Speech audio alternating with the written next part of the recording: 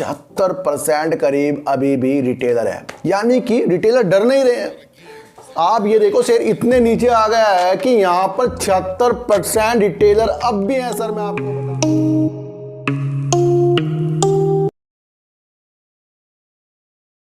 नमस्कार, मैं स्वागत करता हूं आपका अपने ही चैनल में जिसका नाम है सार्थक बाजार से। और आज बात करेंगे सर फ्यूचर ग्रुप की, और बात करेंगे सर किस तरह से फर्टिलाइजर और केमिकल के शेयरों में तेज़ी आ सकती है उसके बारे में बात करेंगे। और बात करेंगे सर इंडिको शेयर और स्पाइस जेट जैसे शेयरों की क्यों तेज़ी आ सकती है और किस लिए आज हमने इस बारे में बात करना एक मुनासिब समझा है, उसके बारे में बात करेंगे। और सबसे पहले मैं आपको एक चीज़ बता दूं सर कि जैसे जैसे आप अपने को सुधारते रहते हैं, अपने में निखार करते रहते हैं, और वैसे वैसे ही हमारी वैल्यू बढ़नी शुरू हो जाती है। तो इस तरह ही अगर हम अपने काम को अच्छा करते जाते रहते हैं ना, तो हमारा प्रमोशन होना, हमारा अच्छे कामों में अच्छा नाम होना बिल्कुल ही तय हो जाता है। मैं आपको इतनी सी बात एक बता दूं सर, आपको पता ही है सर एयर इंडिया के जो नए स्वामी हैं यानी कि टाटा सन्स, जिन्होंने एयर इंडिया को खरीद लिया है, अब उसके अंदर वो अच्छा विस्तार करने वाले हैं। और उनकी जो सैलरी होती है, भत्ते होते हैं, उनमें इजाफा करने का एक मन बना लिया है जो दूसरी दो कंपनियों के द्वारा किया जा रहा है। यानी कि कहीं ना कहीं आपको दिख रहा है कि शेयरों में तेजी आना तय हो रहा है जो भी इस तरह की कंपनियों के शेयर होते हैं। करते हैं सर इंडिको कंपनी की, जो एक अपने आप में इंडिया की सबसे बड़ी विमान कंपनी है। और उसके बारे में इसलिए बात करेंगे क्योंकि जब कोविड का समय चल रहा था 2020 में, उस टाइम इन्होंने सर अपने पायलट और चालक और कई जो कर्मचारी थे उनकी जो सैलरी थी कटौती कर दी थी सर। और उसकी वजह से कंपनी का जो भी मुनाफा है वो घटता जा रहा था क्योंकि कोविड का असर था। और जितने भी कर्मचारी थे बेमन से काम करेंगे। अगर हमको कम पैसा मिलेगा सर तो हम कहीं भी आप काम नहीं कर पाओगे। आपको अपनी मेहनत का पैसा अगर कहीं नहीं मिल पाता ना, तो आप उसमें अच्छा वर्क नहीं कर पाओगे। मैं आप इतनी सी आपको एक बात बता दूं, तो इंडिको ने सर अपने कर्मचारियों के जितने भी चालक दल हैं, इस तरह के जो कर्मचारी हैं उनके, और उनके जो पायलट और चालक दल हैं सर, उनमें उन्होंने 28% का इजाफा कर दिया है उनकी सैलरी में, भत्तों में सर। इससे होगा क्या सर, इससे ये होगा कि एक तो इसके अंदर अच्छा उछाल आने की संभावना इसलिए बन जाती है क्योंकि कर्मचारी फिर मन से काम करेंगे भाई। जब किसी को पैसा सही से मिलना शुरू हो जाता है ना, तो वो काम करने के तरीके भी अलग अलग तरीके से ढूंढना शुरू कर देता है। यानी कि आपको अब विमान कंपनी वाले शेयरों में तेजी आना संभव हो रहा है। और जितने भी ये भत्ते बढ़ाएंगे सर, सैलरी बढ़ाएंगे, वो 1 अप्रैल से चालू भी हो गया है। तो कहीं ना कहीं आपको एक चीज देखने को मिल रहा है कि विमान वाली कंपनियों में आपको तेजी आने को दिख रही है सर। और अब जो विमान कंपनी है अपने पंख प्रसारने के लिए तैयार हो रहा है, एक तरह से ये भी न्यूज निकल कर आ रही है। तो अभी से हमें समझने होगा, जब उनकी सैलरियां बढ़ रही हैं तो काम भी अच्छा होगा, और काम अच्छा होगा तो सुविधा अच्छी होगी। जब सुविधा अच्छी होगी तो यात्रा भी बहुत अच्छी होने वाली। मैं आपको एक चीज बता दूं सर, अभी घरेलू विमान जो उड़ानें भरी है ना, घरेलू विमान से जो उड़ानें भरी गई हैं सर, 4 लाख यात्रियों ने इस पिछले गुरुवार को यात्रा करी है सर। कितनी बड़ी न्यूज़ निकल कर ये आ रही है सर। आपको इसको देखना संभव होगा कि जिस तरह से पहले जो सरकार के जो नियमों के अनुसार जो टिकट में वृद्धि नहीं हो रही थी सर, उसमें भी अपने अनुसार अपने टिकट की वृद्धि कर सकती हैं सर। ये भी पॉजिटिव न्यूज़ निकल कर सर विमान कंपनियों के लिए आ रही है सर। स्पाइस जेट ने भी सर यही काम कर दिया है, उन्होंने भी अपने कर्मचारियों की सैलरी बनाना शुरू कर दी है सर। देखो सर, अभी जो ये भी शेयर है ना, बहुत कम रेट में मिलते जा रहे हैं। अभी से ये चीज़ अगर हमने पकड़ी कि जब इनकी सैलरी बढ़ती जा रही है तो यानी कि ये काम करने के लिए ज़्यादा तैयार होते जा रहे हैं। और जिस तरह से टिकट बढ़ रहे हैं, पैसा आएगा, यात्रा जो होती जा रही है ये बढ़ती जा रही है। और कोविड के बाद से तो सर काफ़ी यात्रा में जो गिरावट आई थी ना, वो अब तेज़ी के साथ बढ़ती जा रही है। 4 लाख यात्रियों ने जो यात्रा करी है ना सर विमान के द्वारा, ये कम नंबर नहीं होता है, वो भी पिछले गुरुवार को सर। तो ध्यान रखिए सर, सारी बातों को समझकर ही हमें दिमाग अपना ऐसे शेयरों में भी लगाना है सर। बात करते हैं सर फर्टिलाइजर और केमिकल के शेयरों में तेजी क्यों आएगी सर। मैं आपको एक चीज़ बता दूं सर, युद्ध के कारण जो भी गेहूं की जो आपूर्ति थी वो अलग देशों में कम होती जा रही थी। इसमें जो हमारे देश ना आगे बढ़ने के लिए 1 लाख टन गेहूं यानी कि उससे ज़्यादा निर्यात करने के लिए तैयार हो रहा था। पिछले दिनों ये न्यूज आ गई थी और मैंने आपको बता दी थी सर। हमारे पीयूष गोयल जी ने कहा है कि सर मिस्र ने हमें मंजूरी दे दी है आपूर्तिकर्ता के रूप में, यानी कि इतनी पॉजिटिव न्यूज निकल कर आ रही है सर।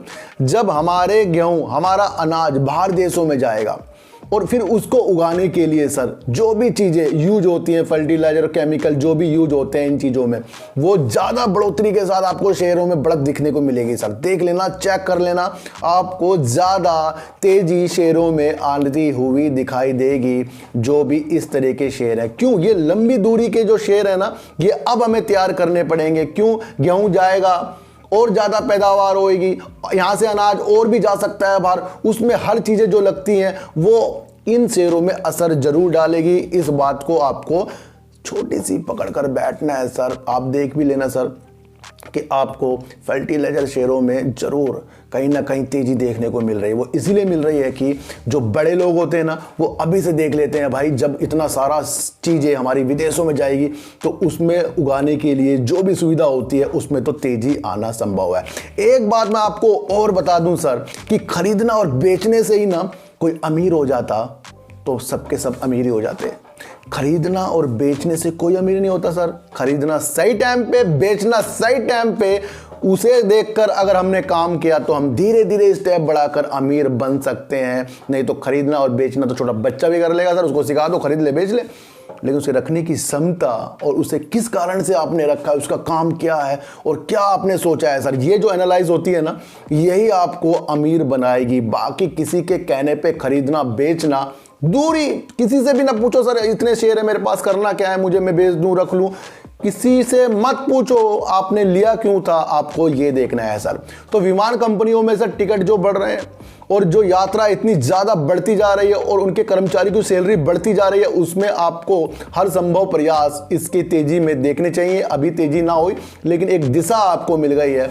और जब यहाँ से मिस्र ने गेहूँ के आपूर्तिकर्ता के रूप में भारत को चुन लिया है तो अब दूसरे देश भी इससे जुड़ेंगे, तो वहाँ पर आपको फर्टिलाइजर और केमिकल के शेयरों में तेज़ी आना संभव है। दूर की सोचिए और दूर के रास्ते अगर हमारे अच्छे हो गए ना तो हम ज़िंदगी में अच्छा काम कर लेंगे। तो बात करते हैं सर फ्यूचर रिटेल की, और फ्यूचर रिटेल की अब मीटिंग होने वाले 20 और 21 की, उसे रोकने के लिए अमेजॉन ने सर कई हथकंडे अपना लिए हैं और कह भी रहा है कि ये गलत कर रहा है फ्यूचर रिटेल, लेकिन उसके बावजूद भी फ्यूचर रिटेल नहीं रुक रहा है, वो अपनी मीटिंग कराने के लिए तैयार है। 20 तारीख को सर शेयरधारकों की और 21 तारीख को लैंडरों के ऋणदाताओं की मीटिंग होनी संभव है डील के लिए सर। अब ऐसा नहीं है कि ये डील अपनी मर्जी से कर रहा है सर, ये एनसीएलटी के तथ्यों के आधार पर, उनसे मंजूरी लेने के आधार पर ये मीटिंग हो रही है सर। सबसे इंपॉर्टेंट बात है, ये अपने द्वारा मीटिंग नहीं कर रहा है, इसने पहले मंजूरी ली है, उस मंजूरी के द्वारा ही इसने मीटिंग करने का एक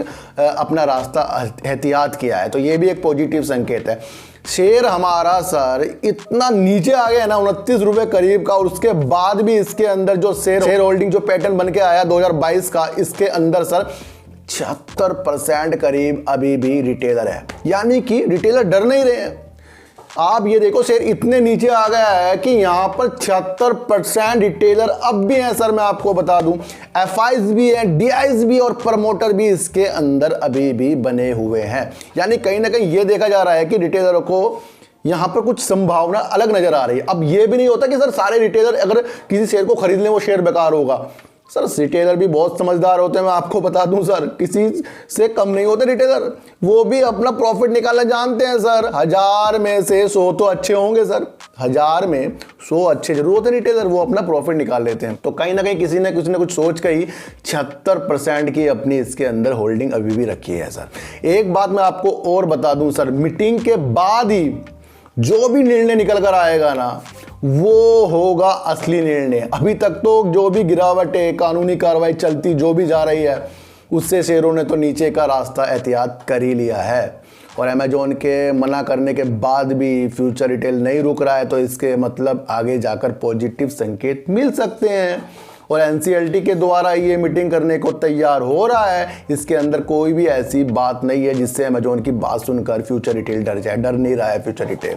तो कहीं ना कहीं सर जो भी स्टोर 800 करीब रिलायंस के पास गए हैं, अब बाकी बचे हैं सर, ये भी जाए तो सीधा डील का मसला हो जाए, और डील की समय सीमा अभी बाकी बची है। तो उसे देखते हुए 20 और 21 को जो भी रिजल्ट निकल कर आने वाले हैं वो आगे की दशा इसके अंदर आपकी बनाएंगे। फिर भी अपनी एनालाइज अलग तरीके से करना हमें आना चाहिए और शेयरों को अलग ढंग से देखकर ही हमें आगे की मंजिल तय करनी चाहिए। तो विमान के शेयरों में आएगी तेजी, फर्टिलाइजर और केमिकल के शेयरों में आएगी तेजी, और आएगी हर संभव प्रयास वाली न्यूज 20 और 21 के बाद फ्यूचर ग्रुप में, और उसके बाद फिर देखेंगे कि इसके अंदर हमें करना क्या है। फिलहाल तो हमने थोड़ी थोड़ी होल्डिंग इसके अंदर रखी हुई है। तो चीटी को हटा दीजिएगा, रोटी दीजिए, अपने बच्चों को ज्यादा से ज्यादा प्यार कीजिए, क्योंकि बच्चे ये आपकी मासूमियत से किस्मत पलटेंगे।